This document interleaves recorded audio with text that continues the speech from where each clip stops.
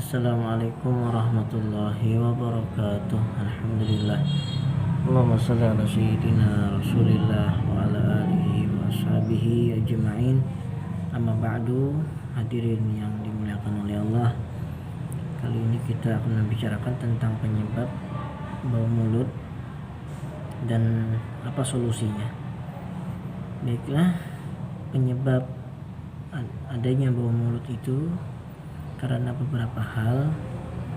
Yang pertama, karena memang enggak dibiasakan untuk digosok, dibersihkan ya, sehingga ketika kita mengunyah makanan dari satu makanan ke makanan yang lain, dari waktu ke waktu tidak dibersihkan juga, menumpuklah sisa-sisa makanan itu di sela-sela gigi, di giginya ya, sehingga itu bisa menjadikan mulut menjadi bau.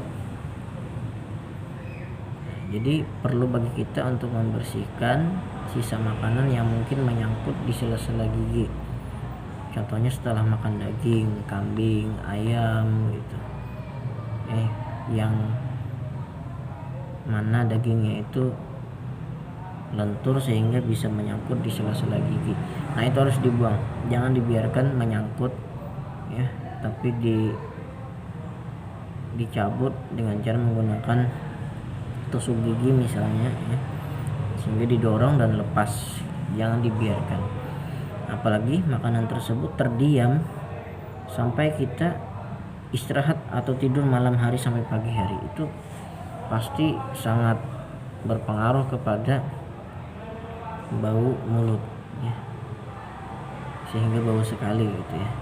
Jadi perlu bagi kita untuk memelihara mulut dengan cara sering menggosok gigi. Selain gigi kita menjadi bersih ya, putih gitu, enggak kuning ya. Nah, karena ciri-cirinya bisa jadi menjadi mulut bau itu karena giginya kuning dengan sebab tidak dibersihkan ya. Tetapi berilah interval atau jarak jeda beberapa waktu setelah makan, barulah kita menggosok gigi. Jadi maksudnya jangan langsung juga setelah makan langsung kita gosok giginya, karena pada saat itu fungsi gigi berubah menjadi fungsinya untuk mengunyah makanan. Jadi ketika fungsinya berubah untuk mengunyah makanan, jangan langsung kita gosok. Itu juga berpengaruh kepada kesehatan gigi kita, gusi dan gigi kita.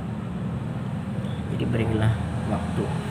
Begitu juga ketika bangun pagi ya, karena enzim gigi itu sedang banyak pada waktu pagi. Nah, jadi jangan juga kita diamkan dulu beberapa saat setelah kita bangun dari tidur, barulah kita gosok. Jangan langsung digosok gigi. Nah, jadi itu salah satu penyebabnya, yaitu adanya sisa makanan yang melekat di sela-sela gigi. Itu harus dibuang, jangan dibiarkan. Kemudian adanya karang gigi. Karang gigi ini bisa tumbuh ya kalau kita nggak perhatian dengan gigi kita. Maksudnya ketika itu timbul tidak dibuang, tidak dibersihkan, dibiarkan begitu saja, akhirnya berkembang menjadi banyak.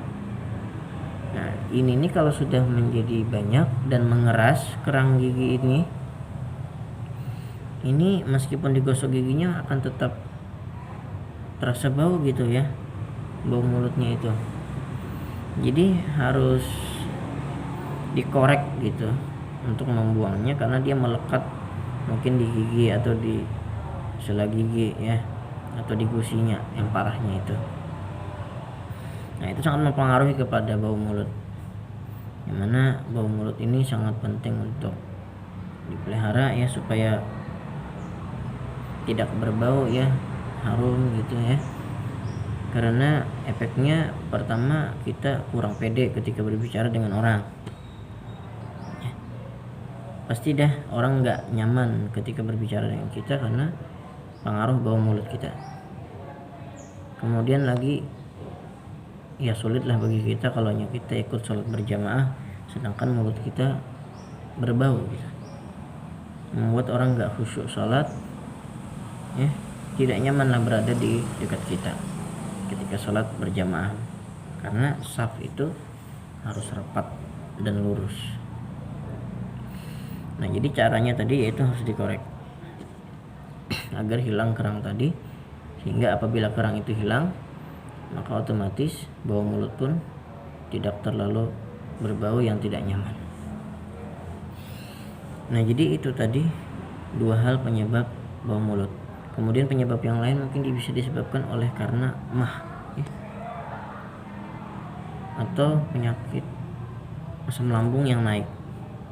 Nah, asam lambung ini kalau sudah naik sangat berbau meskipun kita sudah gosok gigi, karena dia baunya itu berasal dari dalam ya, asam lambung yang naik sehingga sangat mempengaruhi kepada bau mulut. Adapun cara mengobati mah ya, itu ada di video saya sebelumnya, bisa teman-teman lihat. Semoga bermanfaat dan dapat mengatasi sakit mahnya, dan agak mirip sebenarnya dengan penyakit asam lambung juga ya. Dan salah satu pemicu asam lambung itu bisa jadi mungkin karena stres yang berlebihan ya. Dan juga ini agak mirip dengan mah, jadi mungkin solusinya agak mirip juga dengan apa yang saya sampaikan di video tentang obat mah itu. Nah, jadi itulah beberapa hal penyebab bau mulut dan solusinya. Saran saya tadi ya, kita seringlah menggosok gigi. Makanya orang Islam itu kalau mau sholat kan sunnah hukumnya siwak atau sesuatu yang keset ya, bisa menggunakan pasta gigi atau odol itu, atau menggunakan kayu siwak. Yang penting sesuatu yang keset, maka itu hukumnya sunnah. Sebelum sholat kita kerjakan, berarti orang Islam paling tidak 5 kali ya. Dan sekarang kita makanan macam-macam teman-teman ya, ada yang berminyak, ada yang sayurnya macam-macam gitu, dan itu mempengaruhi juga kepada kesehatan atau kualitas bau mulut kita. Jadi jika dirasa perlu, gosoklah giginya, jangan didiamkan bekas makanan, aroma makanan itu melekat di mulut sehingga membuat mulut kita menjadi bau karena lama baru dibersihkan. Jadi itulah tadi penyebab dan solusinya. Dan satu lagi ya teman-teman, ada saya membuat video tentang cara membuat sesuatu yang baik untuk dikunyah ya, itu kinangan namanya. Entahlah kalau di daerah kalian apa itu disebutnya kinangan itu, cuman ada di video saya sebelumnya juga masalah cara membuat kinangan dan rempah-rempahnya apa saja dan cara membuatnya bagaimana, di situ lengkap. Jadi silakan teman-teman amalkan itu ya, setidaknya paling tidak sebulan sekali lah. Kalau bisa ngamalin seminggu sekali bagus lagi. Itu sangat ampuh untuk menghilangkan bau mulut, membersihkan mulut, menguatkan gigi. Insya Allah. Itu dulu yang dapat saya sampaikan tentang penyebab bau mulut dan solusinya. Semoga bermanfaat. Akhir kata, wassalamualaikum warahmatullahi wabarakatuh.